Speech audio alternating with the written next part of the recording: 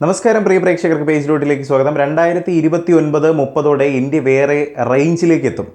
ഒരു cinema dialogue കടമെടുക്കുകയാണെങ്കിൽ അതുക്കും മേലെ എന്ന് പറയേണ്ടി വരും. 2029-30 സാമ്പത്തിക വർഷത്തോടെ ഇന്ത്യയുടെ പ്രതിരോധ കയറ്റുമതി 50,000 കോടി രൂപയിലേക്ക് എത്തുമെന്ന് പ്രതിരോധ മന്ത്രി രാജ്നാഥ് സിംഗ് പ്രഖ്യാപിച്ചിരിക്കുകയാണ്. മഹാരാഷ്ട്രയിലെ ഛത്രപതി സംഭാജി നഗറിൽ നടന്ന ഒരു പൊതുപരിപാടിയിൽ സംസാരിക്കവേ ഇന്ത്യയുടെ പ്രതിരോധ കയറ്റുമതിയിലെ ശ്രദ്ധേയമായ വളർച്ച അദ്ദേഹം എടുത്തു പറഞ്ഞു. ഇതൊന്നും വെറുതെ പറയുന്നതല്ല കേട്ടോ, കൃത്യമായ കണക്കുകളുടെ അടിസ്ഥാനത്തിലാണ് ഇക്കാര്യങ്ങൾ പറയുന്നത്. 2014 വെറും 600 കോടിയിൽ നിന്ന് 2024 ഏകദേശം 24,000 കോടി രൂപയായി ഇത് വർദ്ധിച്ചു എന്നതാണ്. നിലവിലെ സർക്കാരിൻ്റെ കാലത്ത് ഇത് 40 മടങ്ങ് വർധനവാണ്. പ്രതിരോധ ഉൽപ്പാദനത്തിൽ സ്വാശ്രയത്വം കൈവരിക്കുന്നതിലും കരുത്തുറ്റതും തദ്ദേശീയവും ഭാവിക്ക് തയ്യാറായതുമായ ഒരു പ്രതിരോധ ആവാസ വ്യവസ്ഥ സൃഷ്ടിക്കാനുള്ള സർക്കാരിൻ്റെ തന്ത്രപരമായ ശ്രദ്ധയെ പ്രതിഫലിപ്പിക്കുന്ന ഈ ലക്ഷ്യം കേവലം ഒരു അഭിലാഷമല്ല, മറിച്ച് ഉറച്ച പ്രതിബദ്ധതയാണെന്ന് അദ്ദേഹം ഊന്നി പറഞ്ഞു.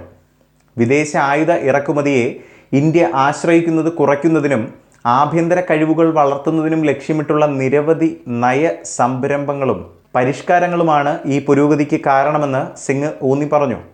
രാജ്യത്തിനകത്ത് നൂതന പ്രതിരോധ സാങ്കേതിക വിദ്യകളുടെ വികസനവും ഉൽപ്പാദനവും പ്രോത്സാഹിപ്പിക്കാൻ ശ്രമിക്കുന്ന വിശാലമായ ആത്മനിർഭർ ഭാരത് ക്യാമ്പയിൻ്റെ ഭാഗമായാണ് ഈ ശ്രമങ്ങൾ ഇന്ത്യ നടത്തിക്കൊണ്ടിരിക്കുന്നത്.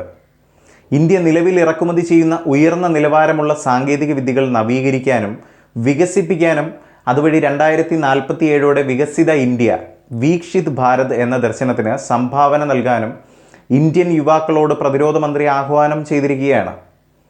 വ്യാപാര നിയന്ത്രണങ്ങൾ, താരിഫ് യുദ്ധങ്ങൾ, ആഗോള വിതരണ ശൃംഖലയുടെ ദുർബലതകൾ എന്നിവ പ്രതിരോധം പോലെയുള്ള നിർണായക മേഖലകളിൽ സ്വയം പര്യാപ്തതയുടെ ആവശ്യകതയെ അടിവരയിടുന്ന മാറിക്കൊണ്ടിരിക്കുന്ന ആഗോള ഭൂപ്രകൃതിയെയും സിംഗ് തൻ്റെ പ്രസംഗത്തിൽ എടുത്തുകാട്ടി.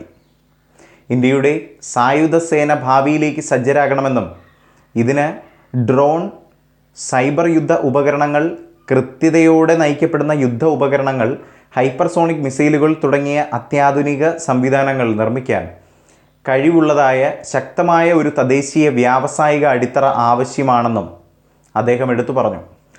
ഇന്ത്യയുടെ ചരിത്രപരമായ പ്രതിരോധത്തിൻ്റെയും സ്വാശ്രയത്വത്തിൻ്റെയും പ്രതീകമായ മഹാറാണ പ്രതാപിൻ്റെ പ്രതിമ അനാച്ഛാദന വേളയിലാണ് പ്രഖ്യാപനം അദ്ദേഹം നടത്തിയത്.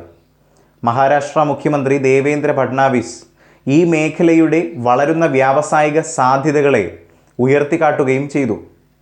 നിക്ഷേപം ആകർഷിക്കുന്നതിനും ഉൽപ്പാദനശേഷി വർദ്ധിപ്പിക്കുന്നതിനുമുള്ള സർക്കാരിൻ്റെ വിശാലമായ നീക്കവുമായി ഇത് യോജിക്കുന്നു എന്ന് വേണം പറയാൻ.